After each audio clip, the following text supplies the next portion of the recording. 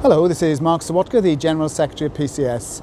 And this brief video update is to give you very important information about your pension. Now, I'm standing here outside the Passport Office in London, where PCS members are working hard serving the people of this country. But like all PCS members, they suffered real detrimental changes to the pensions in the civil service in 2015. The government then forced everyone to work longer, to pay more for their pension, and to get less. But this update is because I've just come from the Cabinet Office, where we today have started important pension negotiations that are dealing with, firstly, the money you are due back because you've overpaid for your pension, and secondly, the consequences of the government losing an important court case brought by the Firefighters Union that shows their changes discriminated against all public sector workers who were under 50 at the time of the change.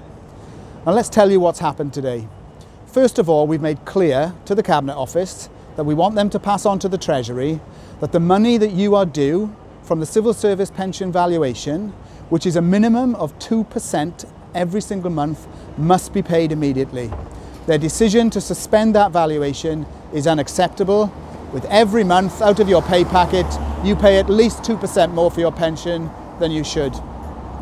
The second part of the discussion, though, is about the future. Because the court victory by the firefighters should mean that everybody's pension now improves. And therefore we've said to the Cabinet Office today that in future talks we want certain guarantees. Firstly, that there will be full negotiations with our union on any changes to pensions.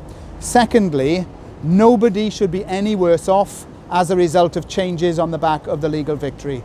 That's really important because anyone, and there were a small amount of people who did better from the changes in 2015, must be guaranteed to keep those improvements. But for most people, it was a detrimental change. And so we've said today that we want the full benefits to accrue to all members of the pension scheme, but nobody should be asked to pay any more money for those benefits. It is the government who must now pay the extra cost of improving your pension as a result of this court victory. Now, I'm pleased to say the Cabinet Office have agreed to set up a series of meetings. We believe that's going to take a long period of time for the legal process to end and for the negotiations to conclude. But the guarantee we've got is we will be involved in the negotiations.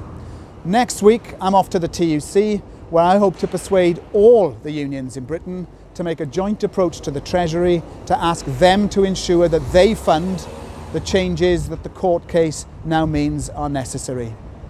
So my final message is this: however long it takes, the union will be negotiating to improve your pension.